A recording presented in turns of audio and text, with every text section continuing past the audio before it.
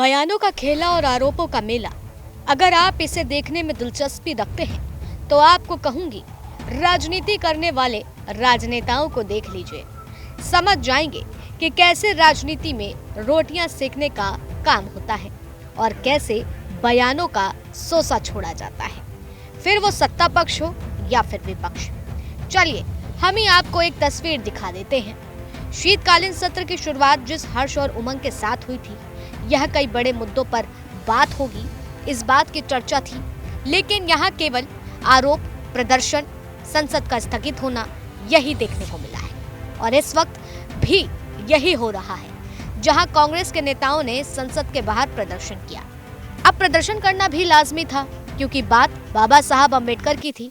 उनका अपमान भारतीय जनता पार्टी के नेता और देश के गृह मंत्री अमित शाह पर आरोप लगे थे। तो अब भला कांग्रेस यह कैसे सहन कर सकती थी कि बाबा साहब का अपमान हो, जिसे लेकर हाथ में बाबा साहब की तस्वीर और करने लगी प्रदर्शन।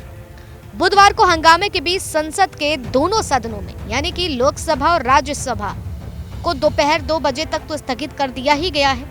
साथ ही यह तब हुआ जब विपक्ष ने बाबा साहब अम्बेडकर के बारे में राज्यसभा में केंद्रीय गृह मंत्री अमित शाह के जरिए की गई टिप्पणियों को लेकर संसद परिसर में विरोध प्रदर्शन हुआ। इस बीच कांग्रेस सांसद मणिकम टैगोर ने बुधवार सुबह लोकसभा में डॉक्टर BR अम्बेडकर पर केंद्रीय गृह मंत्री अमित शाह की टिप्पणी पर चर्चा के लिए स्थगन प्रस्ताव पेश हुआ है। अपने इस स्थगन प्रस्ताव में नोटिस के टैगोर ने अमित शाह पर डॉक्टर BR अम्बेडकर की विरासत का अपमान करने और लोगों की भावनाओं को ठेस पहुंचाने का आरोप लगाया है।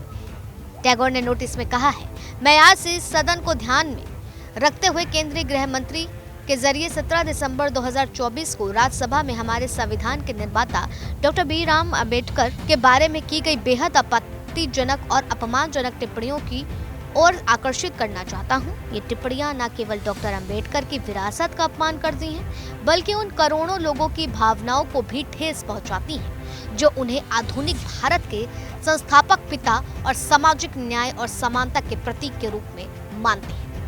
मंगलवार को संविधान में 75 साल पूरे होने पर राज्यसभा में 2 दिवसीय चर्चा के समापन पर अपने संबोधन में अमित शाह ने कांग्रेस पार्टी पर निशाना साधा था और इस निशाने को साधते साधते वो अम्बेडकर का नाम ले गए और इसी के चलते छिड़ जाता है विवाद। कांग्रेस पर निशाना साधते हुए उन्होंने कहा कि पार्टी के लिए ये सब फैशन बन गया है। मंगलवार को संविधान के 75 साल पूरे होने पर राज्यसभा में 2 दिवसीय चर्चा के समापन पर अपने संबोधन में अमित शाह ने कांग्रेस पार्टी पर निशाना साधते हुए कहा कि अम्बेडकर का नाम लेना पार्टी के लिए फैशन बन गया है। इसी जगह अगर वो भगवान का नाम लिए होते तो 7 जन्मों तक स्वर्ग मिल जाता। अभी एक फैशन हो गया है, अम्बेडकर अम्बेडकर अम्बेडकर अम्बेडकर अम्बेडकर अम्बेडकर। इतना नाम अगर भगवान का लेते तो 7 जन्मों तक स्वर्ग मिल जाता। तो अमित शाह के इस बयान के बाद से चर्चाएं तेज हो गईं, जहां वो ये बात कहते हुए नजर आए कि अगर उन्होंने अम्बेडकर की बजाय इतनी बार भगवान का नाम लिया होता तो उन्हें 7 जन्मों तक स्वर्ग मिला होता। टैगोर ने अमित शाह के इसी बयान को ईश निंदा और संविधान के निर्माण में अम्बेडकर की भूमिका को कमजोर करने का प्रयास बताया है। यह प्रदर्शन की मुख्य वजह यह थी कि संसद में 1 नेशन 1 इलेक्शन पर चर्चा होना, जिसको लेकर के विपक्ष लगातार केंद्र सरकार पर हावी होता दिखा और इसी हावी में जब अमित शाह को मौका मिलता है बोलने का, तब वो यह बात कह जाते हैं। अब इस पर राजनीति कौन कर रहा है और राजनीति के चलते कौन अपनी रोटियां सेकते हुए नजर आ रहा है, आपको क्या लगता है? कमेंट सेक्शन में जरूर बताएं।